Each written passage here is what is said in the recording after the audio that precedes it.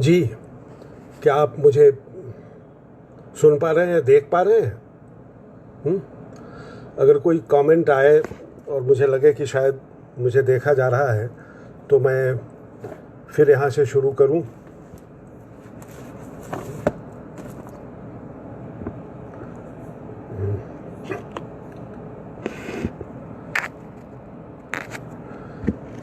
हाँ, लग तो रहा है। हेमंत कुमार जी, नमस्ते, शुक्रिया। आप पहले आदमी हैं और आपके आने से नमस्ते फिरोज़ खान जी, नमस्ते दिनेश श्रीनेत्र जी, नमस्कार। अब लग रहा है कि जुड़ गया है। दिनेश जी आप आ गए तो अब लग रहा है जुड़ गया है, तो मैं शुरू कर सकता हूँ। सबसे पहले तो मैं आज के इस काव्य पाठ के लिए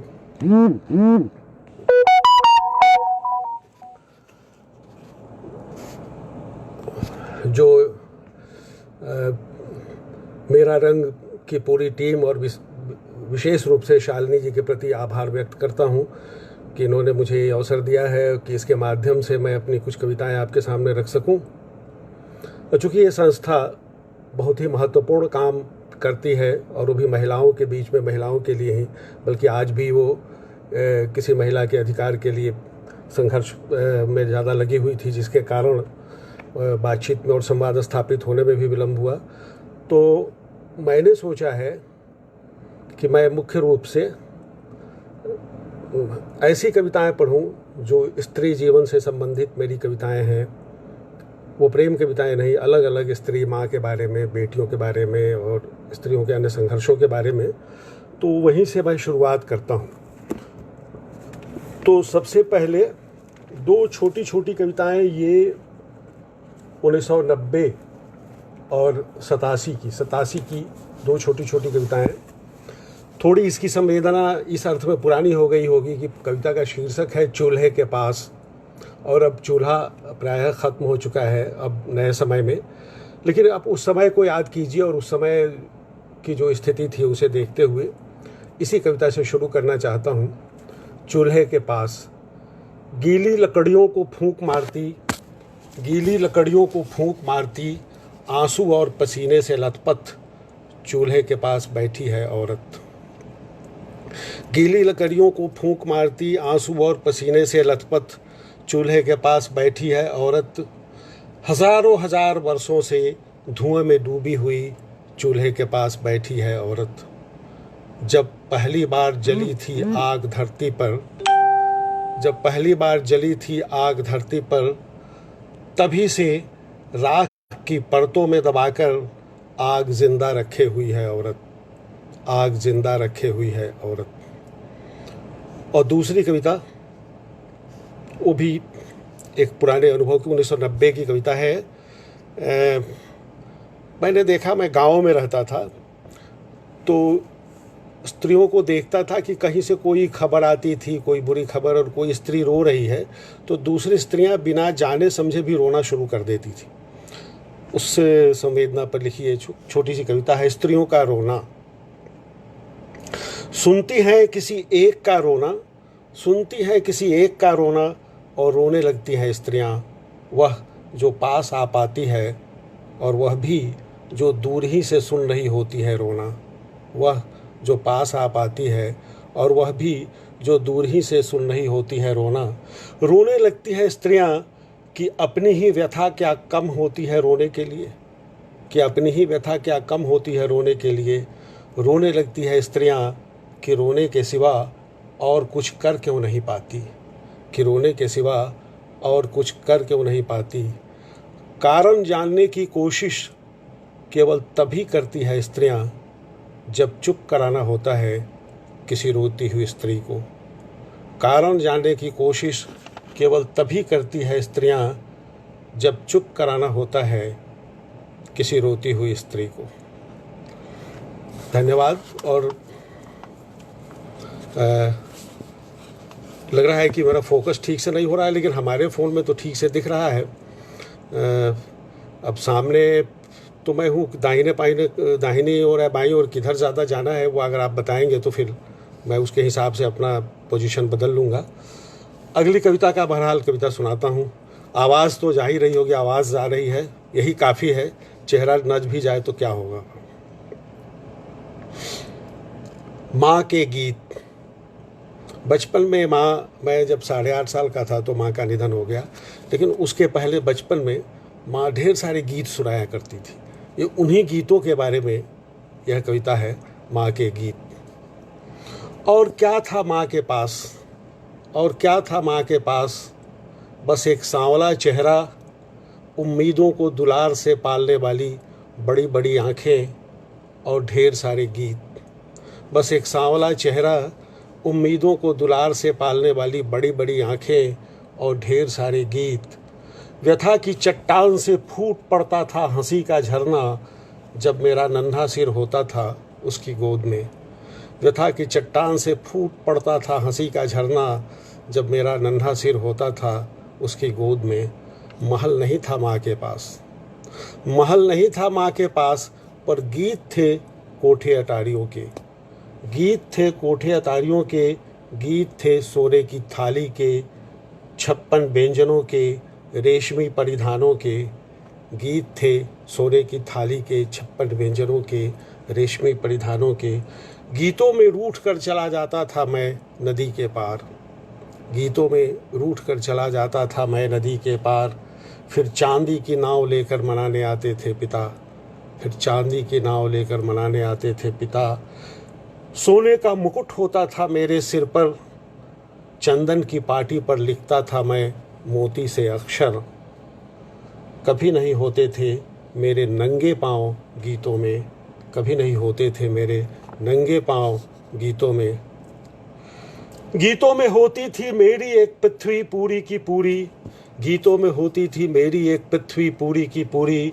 मेरा बिल्कुल अपना एक तारामंडल होता था, लाखों सितारों से जगमगा रही होती थी मेरी आकाश गंगा।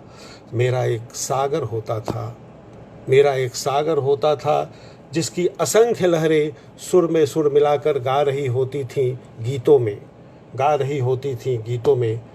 मेरे सभी किलों के द्वार खुले होते थे, मेरे सारे मंदिरों की घंटियां बज रही होती थी। गीतों में नहीं कांपते थे मेरे पाँव किसी को देखकर, गीतों में नहीं कांपते थे मेरे पाँव किसी को देखकर। राक्षस को मारकर राजकुमारी से ब्याह कर लेता था मैं, ले आता था ढेर सारा धन रंगून से, ले आता था ढेर सारा धन रंगून से। जीवन में चाहे हर बार जीतता हो, जीवन में चाहे हर बार जीतता हो, अत्याचारी कभी नहीं जीत पाता था गीतों में, अत्याचारी कभी नहीं जीत पाता था गीतों में। तीज त्योहार से जतसार तक के असंख्य गीत, माँ की आँखों में गीतों का महासमुद्र था जैसे। तीज त्योहार से जतसार तक के असंख्य गीत, माँ की आँखों में गीतों का महासमुद्र था जैसे। दुख को भी गा लेती थी माँ, अनुष्ठानों की चोबों पर शामियाने की तरह तना था उसका जीवन। अनुष्ठानों की चोबों पर शामियाने की तरह तना था उसका जीवन। एक एक अनुष्ठान के लिए कई कई गीत, और कई कई अनुष्ठानों के लिए एक ही गीत। गीतों के अद्भुत समुच्चय थे माँ के पास, गीतों के अद्भुत समुच्चय थे माँ के पास। तो ये कविता थी माँ के गीत। और माँ के, जैसा कि मैंने कहा है कि माँ 8 साल में नहीं रही, तो एक माँ से संबंधित ही एक और कविता है जो मैं उसे भी पढ़ना चाहूँगा। माँ की तस्वीर।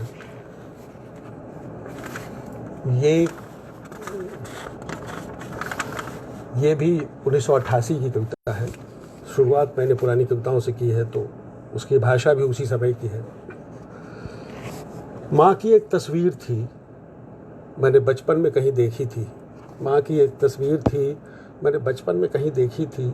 माँ बीच में थी, आजू बाजू 2 स्त्रियाँ थीं, सहेलियाँ रही होंगी अथवा दूर दराज की रिश्तेदार, मैं पहचान नहीं पाया था। वह माँ की इकलौती तस्वीर थी। हो सकता है उसकी कोई कॉपी उन स्त्रियों के पास हो जो उसमें माँ के साथ थीं, पर उसके बारे में मुझे कुछ नहीं मालूम। जब माँ मरी थी, मैं उनका सबसे बड़ा बेटा तब केवल 8 साल का था। यहीं इसी पटना में उनका ऑपरेशन हुआ था। मैं डॉक्टर का वह चाकू देखना चाहता हूँ लेकिन मुझे उसका नाम तक पता नहीं है। कुछ बड़ा होने पर मैंने पिता से उस डॉक्टर के बारे में पूछा, तस्वीर के बारे में पूछा, पर उन्होंने कुछ नहीं बताया। पिता का ब्रह्मास्त्र है उनकी चुप्पी।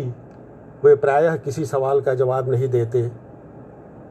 कभी कुछ बोलना ही पड़ा तो ऐसी जली कटी सुनाते हैं कि उसके बाद मैं ही कुछ बोलने के लायक नहीं रह जाता। मैंने अपने तय उस तस्वीर को ढूंढने की कोशिश की, मगर वह नहीं मिली।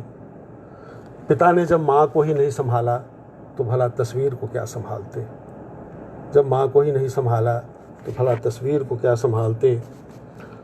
माँ के बक्से में कल्याण की कुछ प्रतियाँ थीं और नानी की चिट्ठियाँ। पिता के संदूक में 48-49 की कुछ फिल्मी पत्रिकाएं मिली। द्वितीय विश्व युद्ध पर कुछ दुर्लभ डाक टिकट, जर ज़मीन और बंटवारे के दस्तावेज मिले, मगर वह तस्वीर कहीं नहीं थी। धीरे धीरे मिटती रही माँ की निशानियाँ। धीरे धीरे मिटती रही माँ की निशानियाँ। कुछ साड़ियाँ थी जो शादी में बहन को दे दी गई, बस टीन का बक्सा जंग लगते लगते टूट गया। कुछ गहने थे जिसके बारे में भी पिता कुछ नहीं बताते, बस कान का झुमका बचा है और एक सफ़ेद चादर जिस पर माँ हरे धागे से कुछ फूल पत्तियाँ बना रही थी।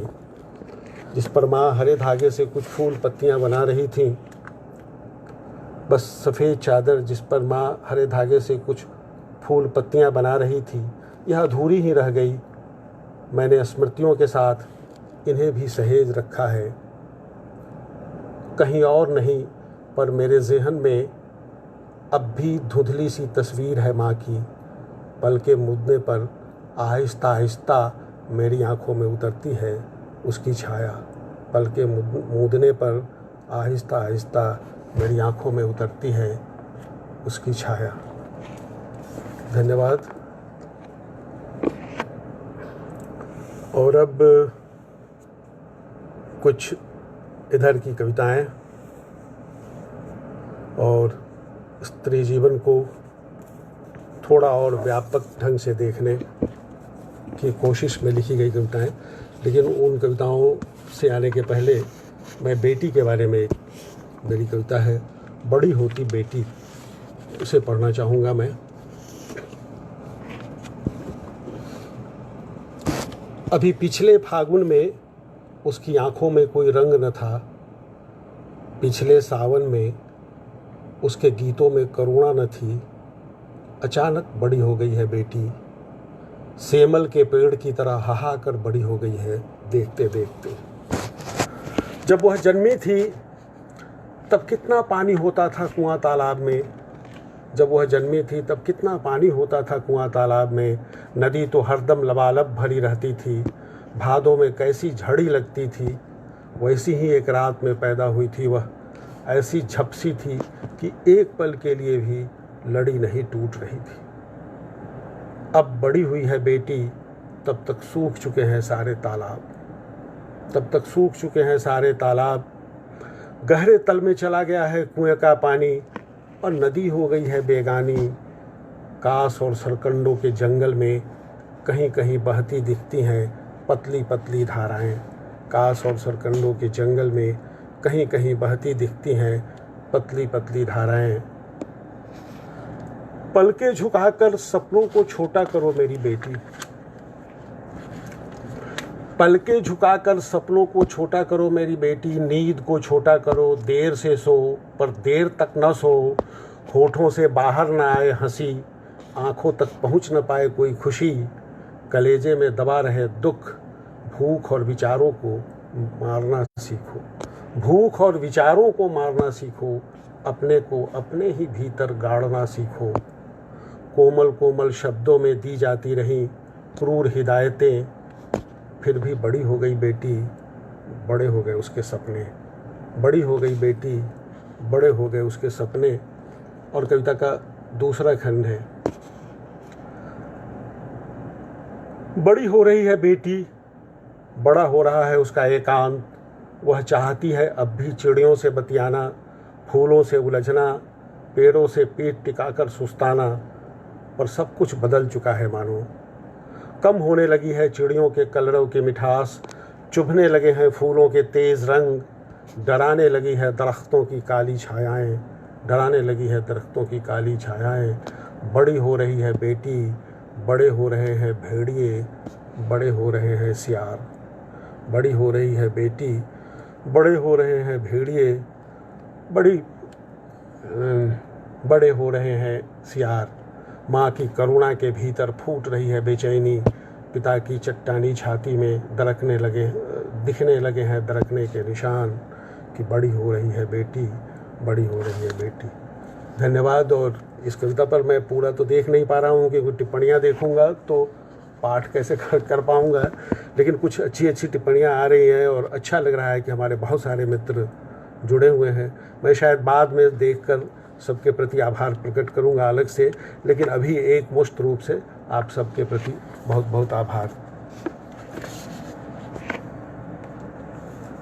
और मित्रों, कितना पढ़ना है मुझे मालूम नहीं है, और कविताएं ही अगर पढ़नी है, मुझे तो लगता है कि कुछ बातचीत करनी चाहिए थी, कोई सूत्र मिलता तो, लेकिन क्योंकि कविताएं ही पढ़नी है तो कितनी पढ़ेंगे। बहुत 15-20 से ज़्यादा कविताएं मैं नहीं चाहता पढ़ूं। चलिए अभी आगे बढ़ते हैं, फिर आप लोगों से कोई संवाद का सूत्र इसमें जोड़ेंगे। एक कविता है ये 2011 की, मतलब अब इस पहले जो सारी कविताएं जो पिछली सदी की थी और उधर की, अब इधर आ गया हूँ मैं। दुख, छोटी सी कविता है, कुछ लोगों को बहुत प्रिय है तो मैं भी उत्साह में आकर इसे सुना रहा हूँ। दुख इतना था उसके जीवन में कि प्यार में भी दुख ही था। दुख इतना था उसके जीवन में कि प्यार में भी दुख ही था। उसकी आंखों में झांका दुख तालाब के जल की तरह ठहरा हुआ था। उसकी आंखों में झांका दुख तालाब के जल की तरह ठहरा हुआ था।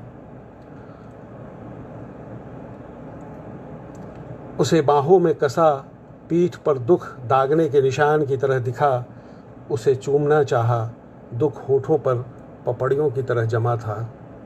उसे निर्वस्त्र करना चाहा, उसने दुख पहन रखा था जिसे उतारना संभव नहीं था। उसने दुख पहन रखा था जिसे उतारना संभव नहीं था। ये स्त्री की व्यथा को अपनी तरह से देखने की कोशिश, और मुझे लगता है कुछ बातचीत भी करनी चाहिए। और शालिनी जी का आदेश भी दिखाई दे रहा है मुझे कि बातचीत करें, लेकिन बातचीत का सूत्र कहाँ से पकड़ूं? क्या कविता के बारे में बातचीत करूं या स्त्री कविता के बारे में ही बातचीत करें? तो और क्योंकि मैंने आज सोचा है कि ऐसी ही कविताएं पढ़ूंगा तो बातचीत भी इसी के बारे में की जानी चाहिए। दरअसल ये है कि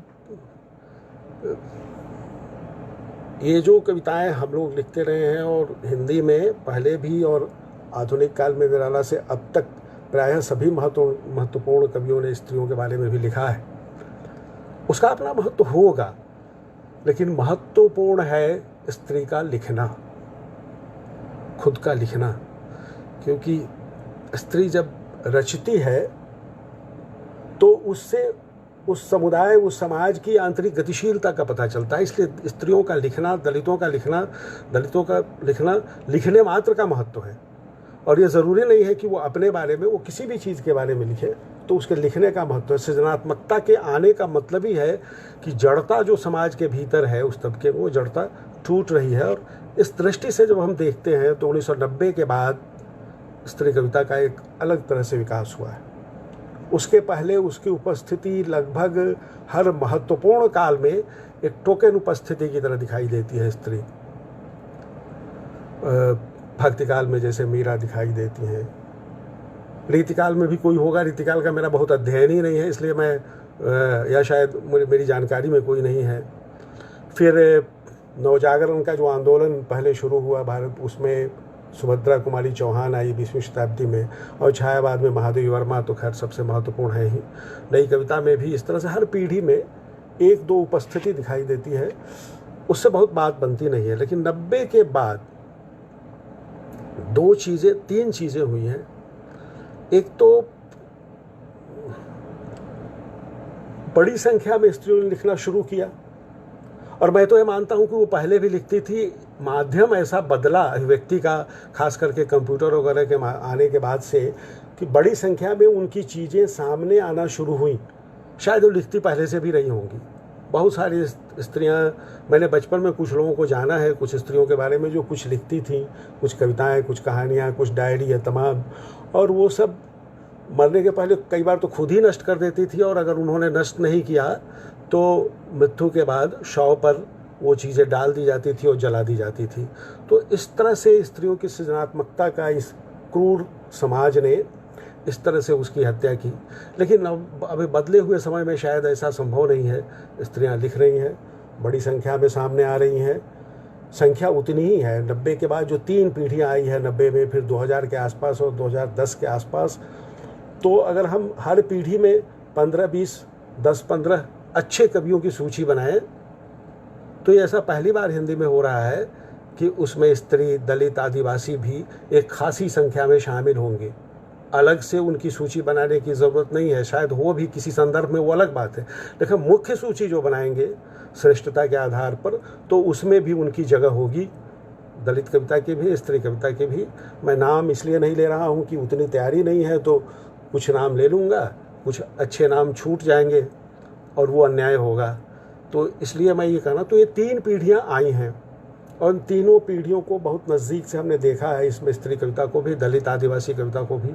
मैंने एक लेख भी लिखा था इस पर, पिछले, इधर का नहीं है वो, लेकिन पिछली शताब्दी और पहले दशक तक की हिंदी की दलित आदिवासी कविता और स्त्री कविता पर अलग से लिखा भी है। तो वो है, तो इससे ये पता चलता है कि समाज बदल रहा है। स्त्री के लिखने मात्र से ये पता चलता है वो कितना अच्छा लिख रही है, ख़राब लिख रही है, प्रेम पर लिख रही है कि स्त्री की करुणा पर लिख रही है, संघर्ष पर लिख रही है। सबसे बड़ी बात है वो लिख रही है, इससे ही काफ़ी कुछ बदल जाता है।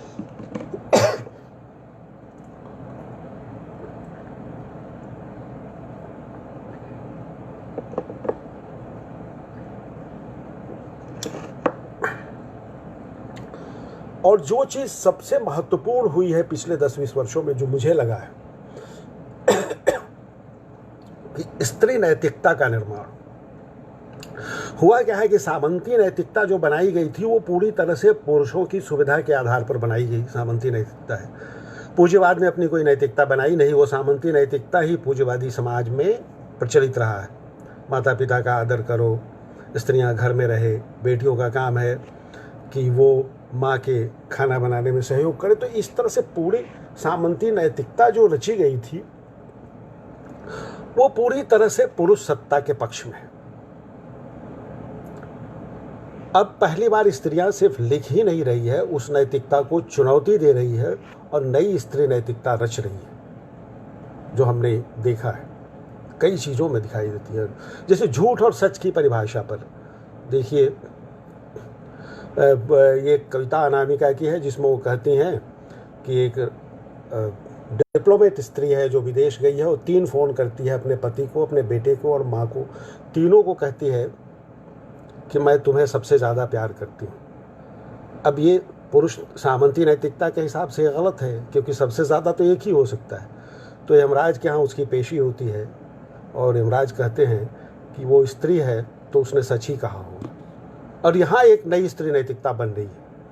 झूठ और सच की जो परिभाषा आपने गढ़ी है, उससे अलग परिभाषा बन रही है। तो इस तरह से कई मसले पर नई परिभाषा बनी है, बनती चली जाती है, और नए सवाल उठते हैं। दलित कविता में भी उठा है इसी तरह से। चूँकि आज का संदर्भ नहीं है, आज मैं स्त्रियों के बारे में बात करना चाहता हूँ, नहीं तो मैं बताता कि हमारे पटना में हमारे मित्र हैं मुसाफिर बैठा, उन्होंने कई ऐसे प्रश्न उठाए हैं, नैतिक प्रश्न भी, जिससे लगता है कि सामंती नैतिकता को चुनौती ही नहीं दी है, नई नैतिकता गढ़ी भी है, ऐसा दिखता है।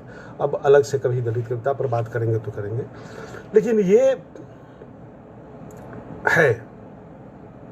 और हमारे लिए सबसे सुविधाजनक ये है, सही ये है, ये नहीं है कि हम लिख क्या कर रहे हैं, हम नहीं लिख पाएंगे मैं उस तरह से, उस स्तर तक, लेकिन इतना ज़रूर करना चाहिए कि हम इस सच को स्वीकार करें, इस सच को स्वीकार करें। इतनी उदारता आनी चाहिए इतनी उदारता आई भी है कुछ लोगों में, नहीं भी आई है। तो मैं एक उस सच के स्वीकार की कविता ही सुनाना चाहता हूँ आपके सामने। ये छोटी सी कविता, बहुत लंबी नहीं है, बहुत लंबी कविताएं तो सुनाऊंगा भी नहीं, अगर होती भी हैं तो पाठ के लिए नहीं होती। कविता है हलफनामा, एफिडेविट, मैंने एक स्वीकृति है, एक हलफनामा अपनी तरफ से मैं लिख रहा हूँ। तो ये हलफनामा 2009 की कविता है, आप सुने। अभी जो बातें मैंने की उसी के संदर्भ में।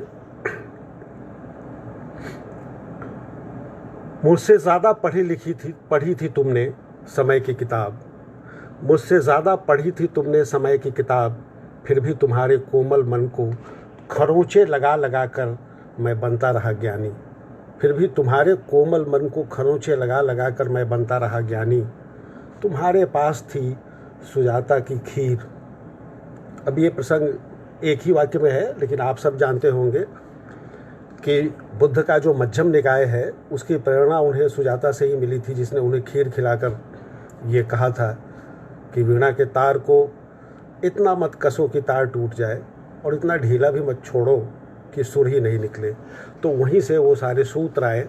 वो स्त्री का जो सहज ज्ञान है, स्त्री के सहज ज्ञान से ही बुद्ध का वह ज्ञान आया जो दुनिया में एक नया प्रकाश, नया ज्ञान बनाए।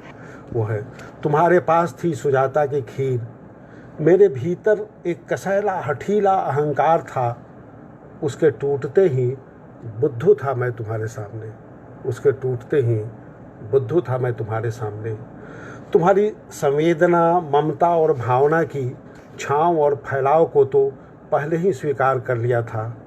तुम्हारी संवेदना, ममता और भावना की छाँव और फैलाव को तो पहले ही स्वीकार कर लिया था। तपते मरुथल में तड़पते पाँव की तरह मेरा बेचैन मन सदा तुम्हारे संवेगों के सुकुमार स्पर्श का भूखा था, सदा तुम्हारे संवेगों के सुकुमार स्पर्श का भूखा था। तुम्हारी जिजीविषा और कर्मठता का भी कभी कोई जवाब नहीं था मेरे पास, तुम्हारी जिजीविषा और कर्मठता का भी कभी कोई जवाब नहीं था मेरे पास। आंधियों में दरख्त गिरते हैं, लताएं तो उलट पुलट कर वहीं वैसी ही रह जाती हैं, लताएं तो उलट पलट कर वहीं वैसी ही रह जाती है। पहाड़ी नदी सा उछलता कूदता मेरा पौरुष भी कहाँ कर पाता था पार, पृथ्वी से शांत स्थिर तुम्हारे अस्तित्व को हर बार बिला जाता था किसी अतृप्ति की रेत में। पहाड़ी नदी सा उछलता कूदता मेरा पौरुष भी कहाँ कर पाता था पार, पृथ्वी से शांत स्थिर तुम्हारे अस्तित्व को हर बार बिला जाता था तृप्ति की रेत में। बस केवल ताकत के खेल में मैं तुम पर भारी था, बस केवल ताकत के खेल में मैं तुम पर भारी था। और ताकत भी क्या, एक क्रूरता थी जो ताकतवर दिखती थी, एक क्रूरता थी जो ताकतवर दिखती थी। तो ये एक तरह से पुरुष का हलफनामा है। स्त्री के अवदान, उसकी संवेदना, उसकी विवेकशीलता, उसके धैर्य और जीवन को पूरे कहिए कि पूरी सभ्यता को संचालित करने की उसकी क्षमता को स्वीकार करने, एक तरह से स्वीकारोक्ति है इस कविता में। कविता चाहे भले ही बहुत अच्छी ना हो, लेकिन इसके विचार और इसके भाव हैं जिसको समझा जाना चाहिए मित्रों। तो इस तरह से मैं यह भी कह दूं कि ये बात आई है तो इसका श्रेय भी स्त्रियों को ही है। आज हम अगर स्त्री के बारे में, उसके ताकत के बारे में, उसके संघर्ष के बारे में, उन चीज़ों के बारे में लिख पाते हैं तो वो कोई हमारी तरफ सदाशयता नहीं है सिर्फ, वो कोई वो करुणा संवेदना का मसला नहीं है। स्त्रियों ने वो परिस्थिति पैदा की है अपने लेखन से, अपने विचारों से, अपने संघर्ष से, कि हम लगभग मजबूर होकर उसे स्वीकृति दे पा रहे हैं। कई बार ऐसा देखा होगा, और छोटे शहरों कस्बों में रहने पर, अब सोनी जी भी देख रही हैं तो उनका चित्र मुझे दिख रहा है, तो देख रही होंगी, तो उनके शहर में भी बहुत सारी स्त्रियां हैं जिनके संघर्ष को कविता जैसी भी लिख रही हो, इतनी अच्छी कविता लिख रही है, कुछ अगर कम अच्छी भी लिख रही हो, लेकिन सबके सब का जो संघर्ष है वो अद्भुत है और उसको हमेशा महत्व दिया जाना चाहिए, वो ही ज़्यादा महत्वपूर्ण होता है। बल्कि मैंने एक 3 पंक्तियों की छोटी कविता लिखी है, अब वो एक बार आप जानते ही होंगे गुजरात में कि विषम परिस्थितियों में कितना बड़ा संघर्ष किया तीस्ता सेतलवार ने। तो तीस्ता सेतलवार के संघर्ष पर एक 4-5 छोटी छोटी कविताएं लिखी थी, लेकिन उसमें एक कविता है जो मुझे याद है और वो सभी स्त्रियों के लिए है, क्योंकि स्त्री को कैसे देखता हूँ मैं वो पता चलता है। सबसे खूबसूरत तुम्हें देखा तुम खूबसूरत लगी, तुम्हें देखा तुम खूबसूरत लगी, तुम्हें सुना तुम और भी खूबसूरत लगी। तुम्हें देखा तुम खूबसूरत लगी, तुम्हें सुना तुम और भी खूबसूरत लगी, जब हवा में तनी तुम्हारी मुट्ठी तुम सबसे खूबसूरत लगी। तो ये छोटी सी कविता है और उसकी स्वीकृति है कि सबसे स्त्री के सौंदर्य को सिर्फ उसके बाहरी उसके चेहरे के सौंदर्य के रूप में नहीं देखा जाना चाहिए, उसके विचारों के सौंदर्य उससे ज़्यादा महत्वपूर्ण है और उसका साहस उससे भी ज़्यादा महत्वपूर्ण है। क्योंकि कई बार विचार तो होते हैं, रहते हैं, लेकिन उसको व्यक्त करने का साहस और संघर्ष जो है वो सबसे ज़्यादा सौंदर्य का जो उच्चतम रूप है वो उसी में है कि जब हवा में तनी तुम्हारी मुट्ठी तुम सबसे खूबसूरत लगी। सबसे खूबसूरत स्त्री तब होती है जब अन्याय के विरुद्ध हवा में उसकी मुट्ठी तनती है। ये एक बड़ी सच्चाई है मित्रों।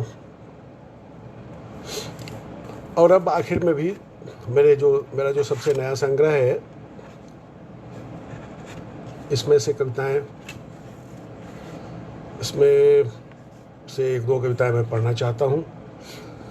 इस बीच में मैं यह भी कह दूँ कि अगर आप लोगों को कोई ख़ास कविता पसंद हो और आपका आदेश हो तो सारे संग्रह चूँकि यहाँ मेरे पास रखे हुए हैं तो मुझे कोई सुनाने में कठिनाई नहीं होगी। लेकिन मैं अपनी तरफ से एक कविता पढ़ रहा हूँ और वो इसलिए ये कविता है प्रेम में हत्या। और प्रेम के नाम पर इस खास करके हरियाणा, दिल्ली और पश्चिमी उत्तर प्रदेश में कितनी हत्याएं होती रहती हैं आप सबको पता है। लेकिन हत्याओं के बाद भी बच्चे प्रेम करते हैं, लड़कियां प्रेम करती है, लड़के भी करते हैं। लेकिन इस कविता का सबसे ज़्यादा महत्व ये है कि इसमें भी स्त्री की जो स्थिति है, जो पहचान है लड़कियों की, स्त्रियों की, वो कैसे भिन्न है उसको समझने की, उसको ज़रा बारीकी से देखने की ज़रूरत है। उसी दृष्टि से ये कविता मैं सुना रहा हूँ। लिखी तो भी इस दृष्टि से है और भी दृष्टि हो सकती है लिखने की, लेकिन सुना मैं उसी दृष्टि से रहा हूँ। प्रेम में हत्या। कब कितनी मारी गई लड़कियों का तो कुछ पता ही नहीं चला। कब कितनी मारी गई लड़कियों का तो कुछ पता ही नहीं चला। इतने तरीके हैं उनको मारने के कि जानना मुश्किल। इतने तरीके हैं उनको मारने के कि जानना मुश्किल।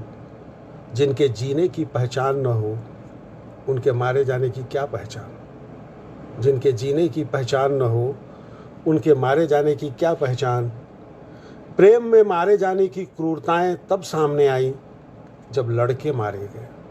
प्रेम में मारे जाने की क्रूरताएं तब सामने आई जब लड़के मारे गए। उन्हें अंधेरे में दबोच कर मारा गया जब वे छुपकर प्रिय से मिलने आए। लाश घर के पिछवाड़े में गाड़ दी गई, किसी को कुछ पता ही नहीं चला। प्रेम में डूबी लड़की एक दिन बाहर निकली। प्रेम में डूबी लड़की एक दिन बाहर निकली तो नदी ने अपनी देह में टपके 2 बूंद आंसुओं को महसूस किया। तो नदी ने अपनी देह में टपके 2 बूंद आंसुओं को महसूस किया। चिड़ियों ने कंठ में अटके उसके रुदन को सुना।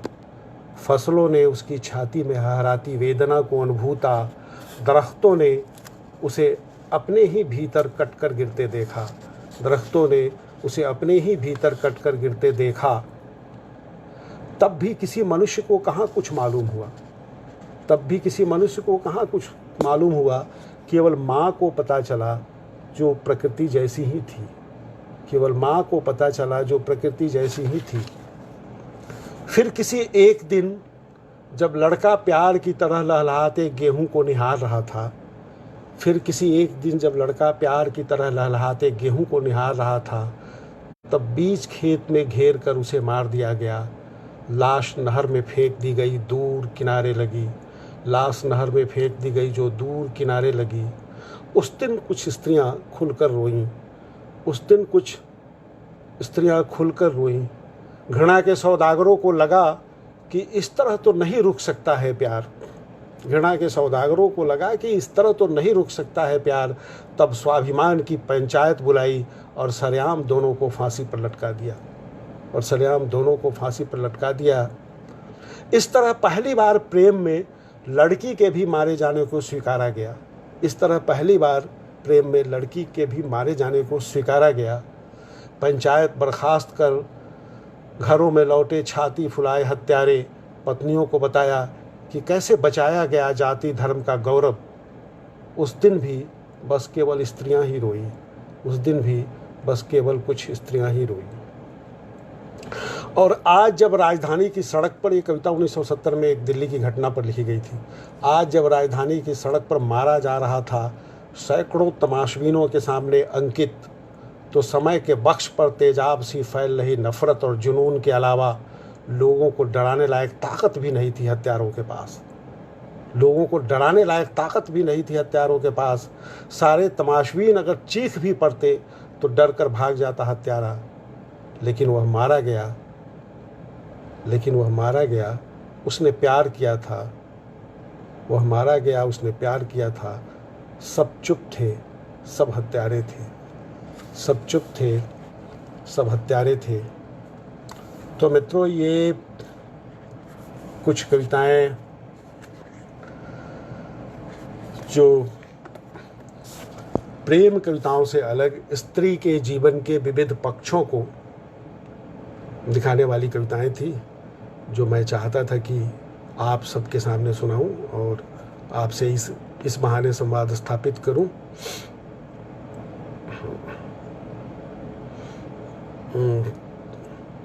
और अब समय भी काफ़ी हो चुका है।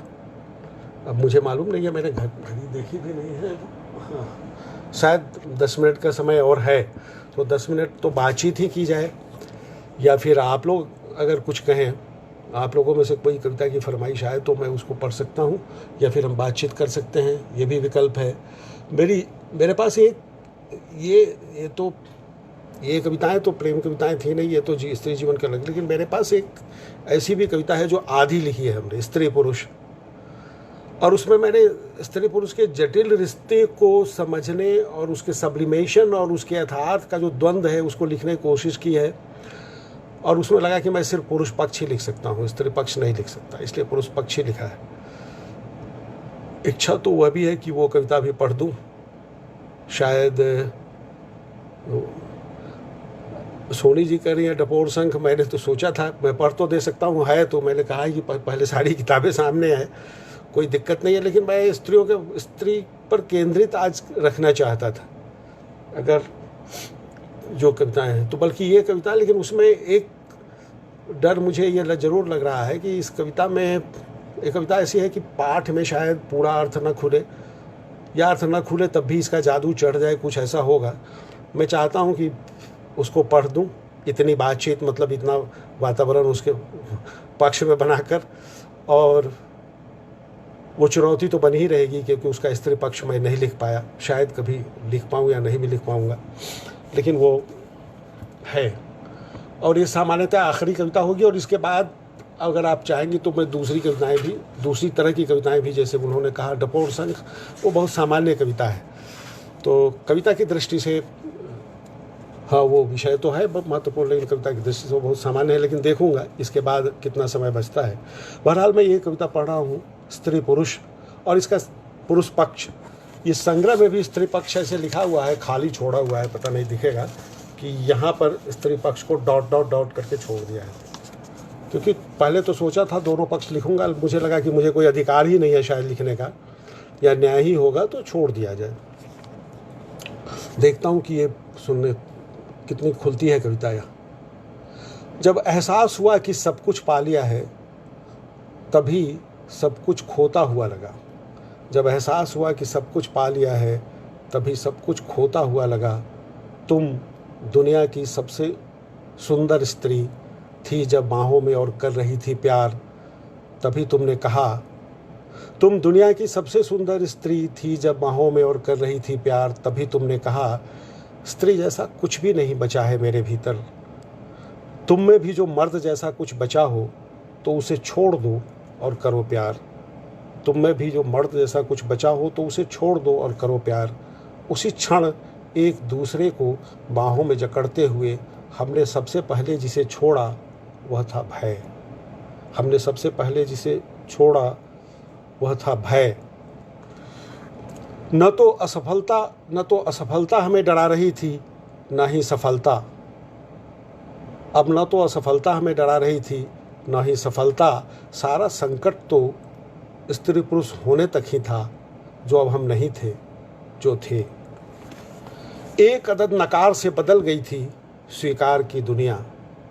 ऐसा भी नहीं कि हमने किन्हीं अलग अलग दुनिया में अपने अपने होने का मतलब पा लिया था। ऐसा भी नहीं कि हमने किन्हीं अलग अलग दुनिया में अपने अपने होने का मतलब पा लिया था। हमारा होना अब भी अधूरा था। हमें प्यार की उतनी ही ज़रूरत थी जितनी क्रांति की। मन को कहीं गहरे लगा, क्रांति की तरह प्यार पर भी हमारा बस नहीं है। क्रांति की तरह प्यार पर भी हमारा बस नहीं है। खोना हमारी नियति थी जिसे हम उपलब्धि की तरह देख रहे थे। खोना हमारी नियति थी जिसे हम उपलब्धि की तरह देख रहे थे। उस खोने को ही एक बार पा लेना चाहते थे। उस खोने को ही एक बार पा लेना चाहते थे। जिंदगी एक जलता हुआ सिगरेट थी जिसे मैंने अंगुलियों में फंसा रखा था, लेकिन कश लेना भूल गया था। फिर आग ने जब अंगुलियों को छुआ तब जाकर उसके होने का एहसास हुआ। स्पाइरोगाइरा के छोटे से ढूह की तरह, स्पाइरोगाइरा आप लोग जानते होंगे, नहीं तो फिर कभी बात कर लेंगे इस पर। स्पाइरोगाइरा के छोटे से ढूह की तरह थी हमारी इच्छाएं। जितनी जीवित उतनी ही मरी हुई, जितनी जीवित उतनी ही मरी हुई। काल उस पर कुंडली मान कर बैठा था। हमने जला दिया था ईश्वर का करारनामा। स्याह कागज समय की धरती पर जो भुरभुरा कर गिरा था, उसमें फिर भी चमक रहे थे कुछ अक्षर। फिर पहला सवाल ही आखिरी सवाल बनकर आया, क्या मतलब हमारे होने का जो हम स्त्री पुरुष न हो? क्या मतलब हमारे होने का जो हम स्त्री पुरुष न हो? हम उस सवाल को फिर से नामंजूर कर रहे थे। हम उस सवाल को फिर से नामंजूर कर रहे थे। मैं समझता हूँ कि एक पार्ट में थोड़ी ही कविता खुली होगी, लेकिन ठीक है। और दूसरा पक्ष जो मैंने नहीं लिखा वो है। और मित्रों, हाँ बिल्कुल, वो फंगसी जैसा होता है वो। खैर वो अलग चीज़ है जिसमें कुछ जीवन भी होता है और कुछ निर्जीवता भी होती है। उसी विडंबना को दिखाने के लिए वो कहा है। और ये अंतिम कविता ही पढ़ रहा हूँ। और मैंने अब तक जो कविताएं पढ़ी स्त्री को लेकर तमाम चीज़ें, तो मैं ये कहना चाहता हूँ कि जो अस्मिताओं का संघर्ष है उसके अंतर संबंध भी होते हैं। और ऐसा है कि न्याय का पक्ष, बहुत सारी स्त्री लेखिकाएँ अब ये कहती भी है कि न्याय का पक्ष ही स्त्री का पक्ष है, और न्याय का पक्ष ही दलित का पक्ष भी होना चाहिए और है, और नहीं होता है। तो सबसे अंत में स्त्री कविता की परंपरा में उससे जुड़ते हुए, चूँकि हमारे मुसाफिर बैठा जी ने कहा है कि दलित कविता पर भी आप पूछो, तो एक कविता मैं पढ़ना चाहता हूँ।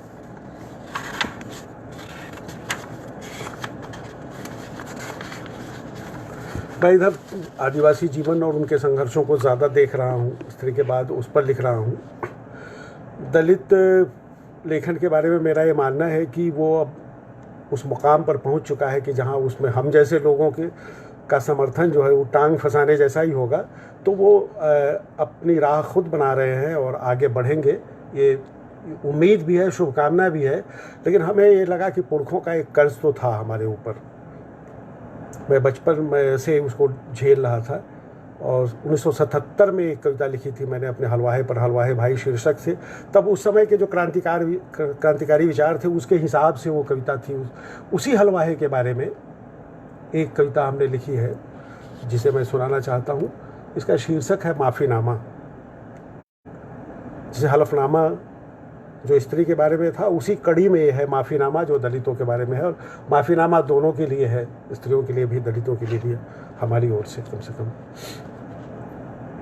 मेरी धमनियों में उन राजन्यों का रक्त है जो कभी छत्री रहे कभी बामन, जिन्होंने बनाया था दुनिया का पहला गणतंत्र, लेकिन तुम्हें चुनने का नहीं दिया था अधिकार, नहीं दिया था तुम्हें चुनने का अधिकार।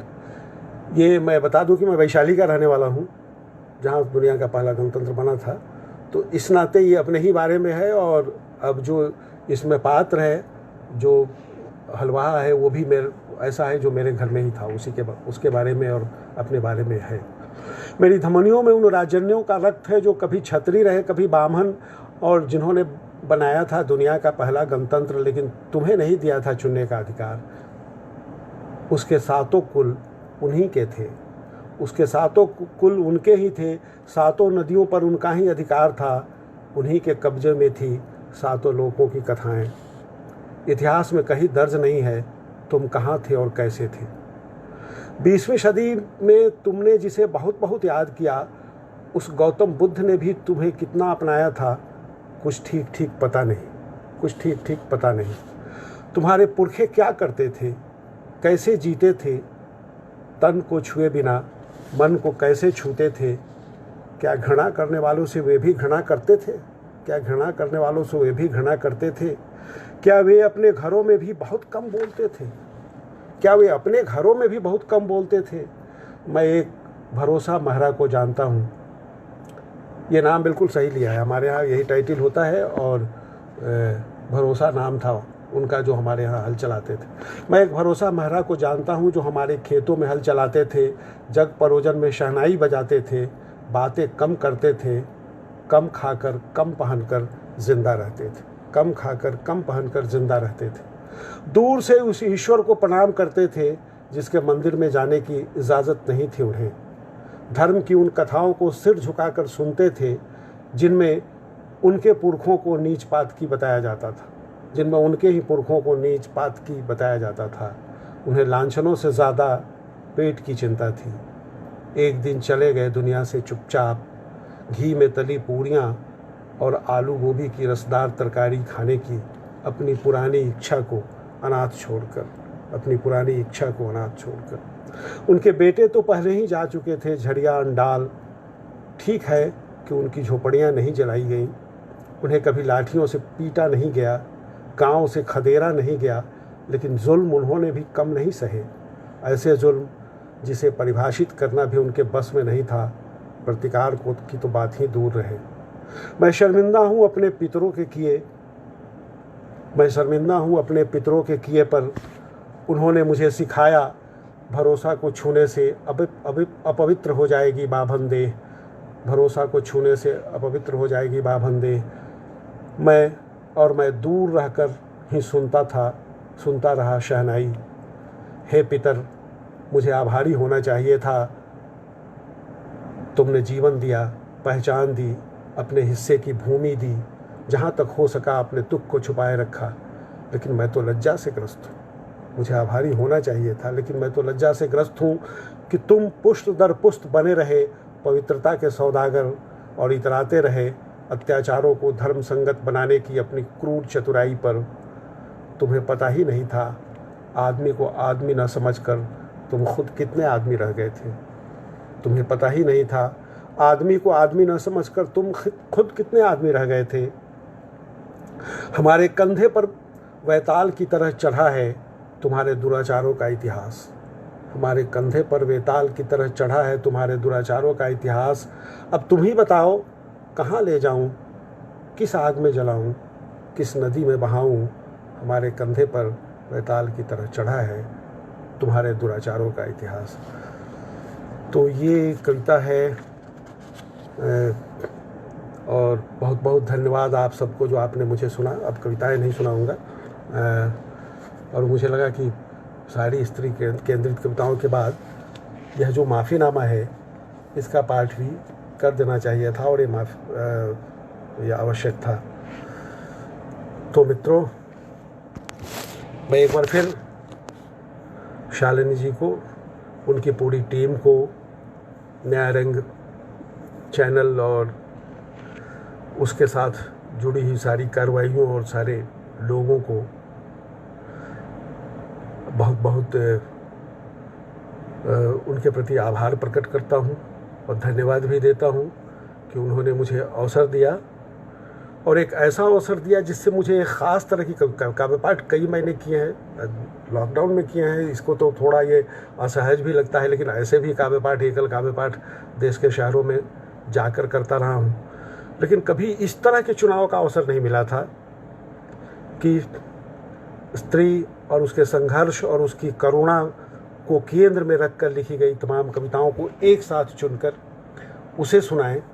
तो ये अवसर आपके कारण ही मिला। हालांकि ऐसा आपका कोई निर्देश नहीं था, लेकिन आप लोगों के साथ जुड़ने के बाद, इस चैनल और इस प्लेटफॉर्म को देखने के बाद मेरे ही मन में आया कि ऐसी कविताएं ही चुनी जाए और पढ़ी जाए, और फिर उसके अंत में माफ़ीनामा को भी उसी परंपरा में शामिल, मुझे लगा कि उसी परंपरा में बिल्कुल ये कविता भी सटीक बैठती है, तो इसे भी चुना जाए। तो एक ख़ास तरह की परंपरा की कविताओं को चुनकर आप सबके सामने रखने का मुझे अवसर मिला। इसके लिए बहुत आभारी हूँ। और कुछ कविताएं भी, एक डपोर शंख मैं नहीं सुना पाया। डपोर शंख इसलिए नहीं सुना पाया कि थोड़ा व्यतिक्रम होता, जो एक ख़ास तरह का संवेदनात्मक धरातल जो इन कविताओं से मैं रच रहा था, उससे अलग जाना होता। उन कविताओं का महत्व, इसका मतलब ये नहीं है कि उसका कोई महत्व नहीं है, उसका अभी सबसे ज़्यादा महत्व है, क्योंकि सबसे ज़्यादा तो डपोर शंख ही हमको इस समय डरा धमका हर तरह से कर रहा है। अब तो उसी आवाज़ें, चूँकि सन्नाटा जैसे जैसे जीवन में बढ़ता जा रहा है, वैसे वैसे उस डपोर शंख की आवाज़ें ज़्यादा सुनाई देने लगती है, ज़्यादा तीखी सुनाई देने लगती हैं। ये विषम परिस्थिति तो है, लेकिन उसको फिर किसी अवसर पर ज़रूर अपने पाठ में हम उस कविता को भी शामिल करेंगे। आपके आदेश को उस समय पूरा करेंगे। अभी तो बस आप सबको, और ख़ास करके हमारे बहुत सारे मित्र हैं, कुछ के चेहरे भी दिख रहे हैं, कुछ के नहीं भी दिख रहे हैं। प्रतिभा जी दिख रही हैं, सोनी जी दिख रही हैं, डॉक्टर विनय कुमार दिख रहे हैं, हमारे अमरजीत राम दिख रहे हैं, और बहुत सारे ऐसे मित्र जो दिख रहे हैं। जो नहीं भी दिख रहे हैं वो भी अभी जब पढ़ूंगा तो नाम आएगा, तो उन सबको भी मैं कोशिश करूंगा कि आभार प्रकट कर दूं जो वो आए हैं उसमें। तो हृदयेश महंत जी, जो हमारे बहुत वरिष्ठ साथी हैं, मुझसे भी वरिष्ठ हैं और रहते हैं, तो वहाँ से लेकर और फिर युवा आलोचक सुनीता तक एक लंबा सिलसिला है जिनको मैं देख पा रहा हूँ।